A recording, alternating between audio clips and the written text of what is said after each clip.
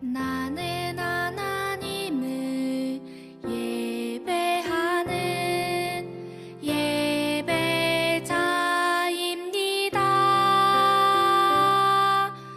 내가 서 있는 곳 어디서나 하나님을 예배합니다. 내 영혼 거룩한 은혜를 향하여 내 마음 완전한 하나님 향하여 이곳에서 바로 이 시간 하나님을 예배합니다.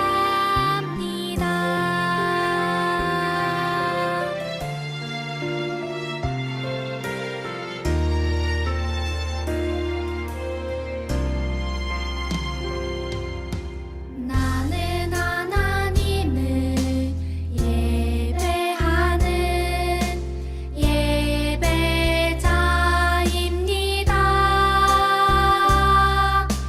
내가 서 있는 곳 어디서나 하나님을 예배합니다.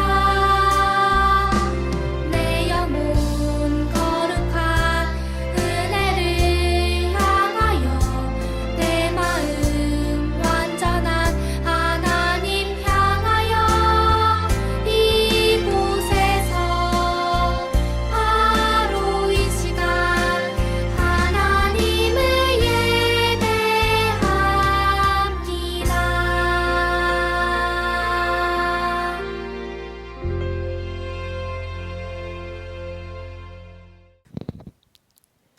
다 같이 사도신경 하심으로 우리의 신앙을 고백하겠습니다. 나는 전능하신 아버지 하나님, 천지의 창조주를 믿습니다. 나는 그의 유일하신 아들, 우리 주 예수 그리스도를 믿습니다. 그는 성령으로 잉태되어 동정녀 마리아에게서 나시고 본디오 빌라도에게 고난을 받아 십자가에 못 박혀 죽으시고 장사된 지 사흘 만에 죽은 자 가운데서 다시 살아나셨으며 하늘에 오르시어 전능하신 아버지 하나님 우편에 앉아 계시다가 거기로부터 살아있는 자와 죽은 자를 심판하러 오십니다. 나는 성령을 믿으며 거룩한 공교회와 성도의 교제와 죄를 용서받는 것과 몸의 부활과 영생을 믿습니다. 아멘. 자, 우리 다 같이 오늘의 말씀을 같이 읽어보도록 할게요. 시작. 하나님은 영이시니 예배하는 자가 영과 진리로 예배할지니라. 요한복음 4장 24절 말씀. 아멘. 자, 초등부 친구들, 말씀 잘 읽었어요? 그냥 눈으로만 보고 귀로만 들은 거 아니야? 자, 우리 이렇게 성경학교가 끝나자마자 바로 비대면 예배가 시작되었어요. 조금은 아쉽지만 성경학교도 비대면으로 했는데 뭐 이 정도쯤이야. 우리 친구들은 끄떡 없을 거라 믿어요. 그쵸? 자, 지난주는 성경학교의 마지막 날이었어요. 그래서 우리가 짐승이냐 사람이냐라는 주제로 했던 성경학교 내용을 마지막으로 훑어보려고 해요. 내가 하나님을 잘 믿고 있는지 한번 점검해보면서 한번 같이 읽어볼게요. 첫째, 나 스스로 하나님을 믿기로 결심해요. 둘째, 하나님만이 모든 것의 진정한 의미를 아신다. 세 번째, 불가능을 가능하게. 누가? 하나님이. 넷째, 내가 높나 하나님이 높나? 교만하면 짐승. 자, 다섯 번째, 교만하면 짐승, 하나님 말을 들으면 사람. 그래서 마지막으로 어떤 일이 있어도 끝까지 하나님만 믿자. 좋아요. 자, 오늘은요, 이 제목으로 말씀을 나눠보려고 해요. 이 제목을 보고 우리 친구들이 생각나는 게 있을 것 같아. 뭘까요? 맞아요. 나는 하나님을 예배하는 그런 나는 예배자입니다 라는 찬양이 떠올랐을 것 같아요. 아닌가요? 자, 왜 오늘의 제목이 왜 이 찬양의 제목인 걸까? 전사님이 한자로 사자성어를 준비해봤어요. 자, 한자를 공부한 친구들이라면 알 수도 있을 것 같아. 정답은 바로 동문서답입니다. 동문서답이 무슨 뜻이죠? 한자대로 풀이하면 동쪽이 어디인지 물었더니 서쪽을 말해줬다 라는 뜻으로 질문에 맞지 않는 대답을 했다는 그런 뜻이에요. 전사님이 얘들아 어디야? 라고 물었는데 너희가 전사님 지금은 11시예요 라고 말한 것과 같은 거지. 오늘 내용이 이런 동문서답의 이야기인 것 같아요. 자, 여기는 이스라엘의 수가라는 동네예요. 들어본 적 있나요? 수가라는 동네에 예수님께서 오셨어요. 예수님이 계신 이곳, 날씨가 어때 보여요? 여기도 엄청 더워 보여. 예수님이 이 우물가에 도착하셨을 때 오후 12시, 바로 점심시간, 가장 뜨거운 시간대였어요. 그렇게 우물가에 오셔서 쉬고 있는 그때 누군가가 다가왔어요. 바로 사마리아 지방에 살고 있는 한 여인이었어요. 자, 여기서 문제. 사마리아 사람과 이스라엘 사람들은 사이가 좋았을까, 좋지 않았을까? 너무 쉽나? 맞아요. 좋지 않았어요. 이스라엘 사람들은 사마리아 사람들을 미워하고 천대했어요. 자신들은 하나님께 선택받은 사람들이지만 사마리아 사람들은 하나님도 제대로 모르고 하나님께 예배도 제대로 드리지 않는 그런 선택받지 못한 사람이라고 천대했어요. 이 여인은 그렇게 천대받는 지방의 여인이었어요. 그런 여인에게 절대 유대인이라면 말도 걸지 않는 그런 사마리아 여인에게 예수님께서는 먼저 대화를 거셨어요. 여자여, 내게 물을 좀 달라. 이때 이 여인은 깜짝 놀라 대답했어요. 왜 유대인인 이스라엘 사람이 저에게 말을 거시나요? 그리고 왜 저 같은 것에게 물을 달라고 하세요? 저는 사마리아 사람인걸요. 그 말을 들은 예수님은 어떤 대답을 하셨을까요? 예수님은 이렇게 대답하셨어요. 만약 네가 내가 누군지 알았더라면 오히려 네가 나에게 물을 달라고 했을 거야. 이게 무슨 말일까? 그 말을 들은 여인은 또 말했어요. 당신께서 저에게 물을 어떻게 주시려고요? 여기 있는 바구니는 오래돼서 쓰지도 못하고 이 우물은 깊어서 바구니가 없으면 물을 깃지도 못해요. 그런데 저한테 어떻게 주신다는 말이시죠? 이 우물은 우리 조상인 야곱이 우리에게 파준 그런 우물인데 이 우물을 판 야곱보다 당신이 이 우물을 더 잘 아신다는 말씀이신가요? 근데 어떻게 물을 주신다는 말이에요? 예수님께서는 자신의 말이 무슨 말인지 이해하지 못하는 이 여인을 보고 빙그레 웃으시면서 이야기를 이어가셨어요. 자, 보거라. 여기 있는 이 우물의 물을 먹고 난 후에도 다시 목이 마르게 되지 않느냐? 맞다. 이 물을 마시는 자는 다시 목마르게 된다. 하지만 내가 주는 물을 마시는 자는 영원히 목마르지 않을 거야. 왜냐하면 내가 주는 물은 그 속에서 영원히 솟아오르는 그런 샘물과 같은 것이기 때문이란다. 그 말을 들은 여인은 깜짝 놀랐어요. 이분이 대체 누구길래 이분이 주시는 물은 영원히 목마르지 않는 걸까? 그러면 내가 이 물을 받으면 영원히 이제 물을 기르러 오지 않아도 되지 않은 걸까? 하면서 신기해하고 놀라면서 예수님을 보고 다시 말했어요. 저에게도 그런 물을 주세요. 사실 저는 더 이상 이 덥고 뜨거운 날 물을 기르러 오고 싶지 않아요. 이 물을 기르러 오는 이 순간이 저는 너무너무 고통스러워요. 제가 이때 오지 않으면 다른 이스라엘 사람들에게 매를 맞거나 욕을 먹게 되거든요. 그래서 아무도 오지 않는 이 뜨거운 시간에 오는 거예요. 하지만 당신이 주는 물을 먹으면 더 이상 사람들이 마주칠 걱정도 안 해도 되잖아요. 저에게 그런 물을 주시면 안 되나요? 당신은 위대한 선지자이신 거죠? 그래서 저에게 그런 물을 주실 수 있는 거잖아요. 그러면 저 질문 한 가지만 할게요. 우리 조상들은 줄곧 이 산에서 하나님을 예배했습니다. 저희도 조상들 따라서 이 산에서 예배를 했고요.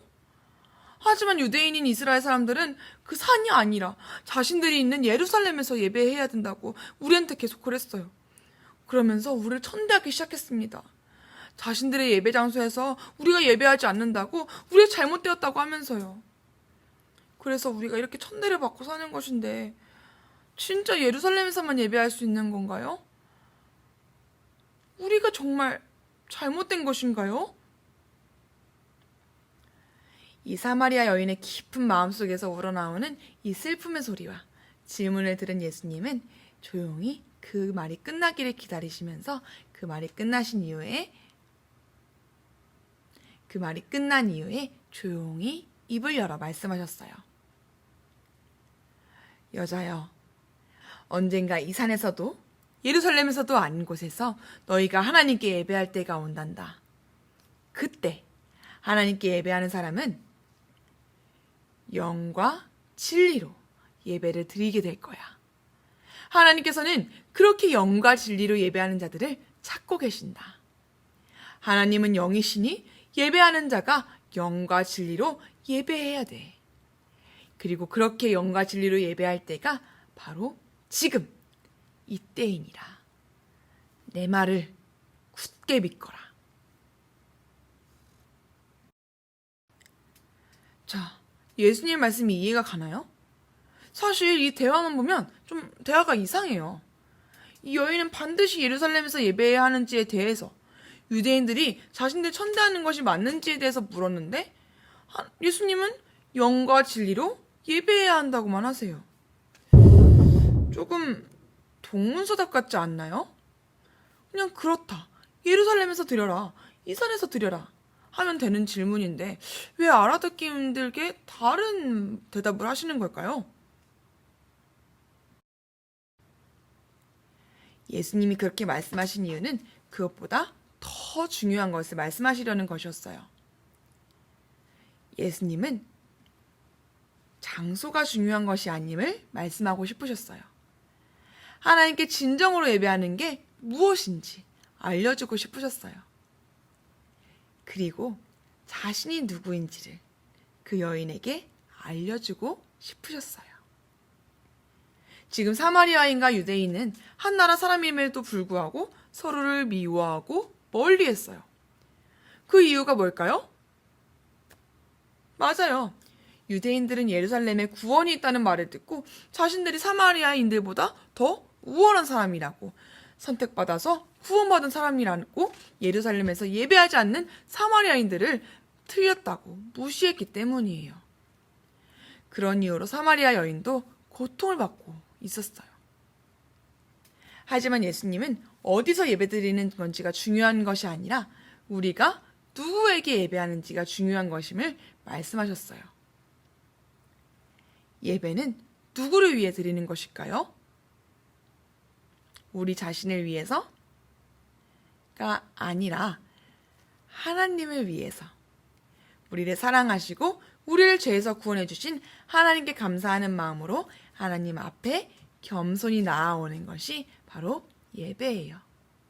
그냥 선물을 받기 위해, 칭찬받기 위해 나오는 자리가 아니라는 거예요. 그리고 예수님은 우리가 예배를 드릴 때 이렇게 드려야 한다고 말씀하셨어요. 자, 어떻게? 읽어볼까요? 시작! 영과 진리로 드리는 예배. 예수님은 우리가 예배를 드릴 때 영과 진리로 예배를 드려야 한다고 말씀하셨어요. 영과 진리로 드리는 예배라는 것은 무슨 말일까요?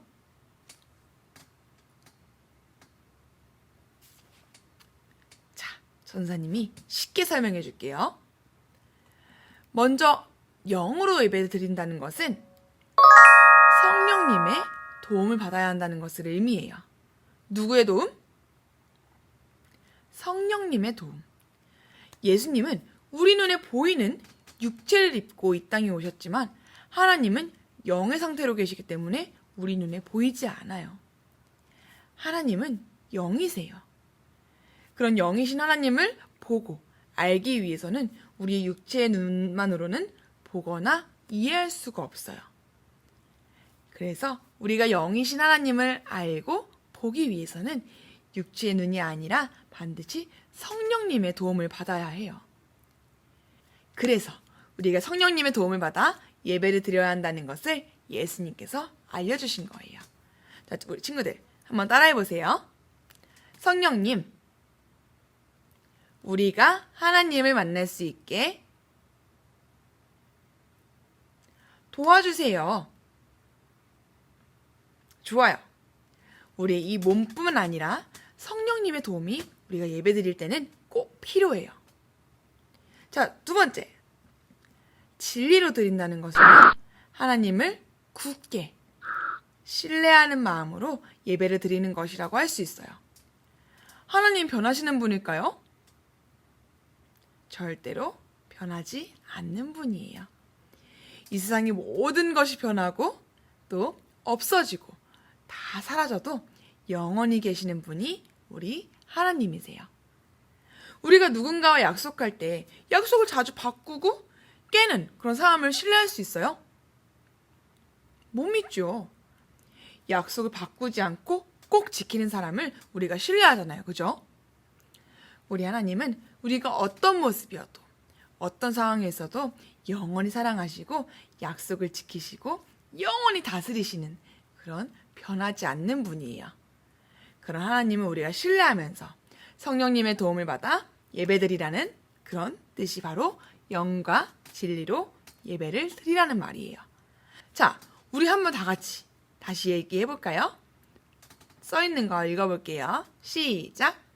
영과 진리로 드리는 예배.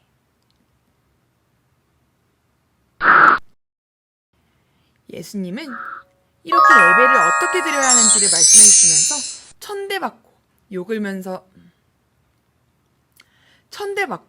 욕을 먹으면서 살았던 사마리아 여인에게 알려주셨어요. 무엇을요?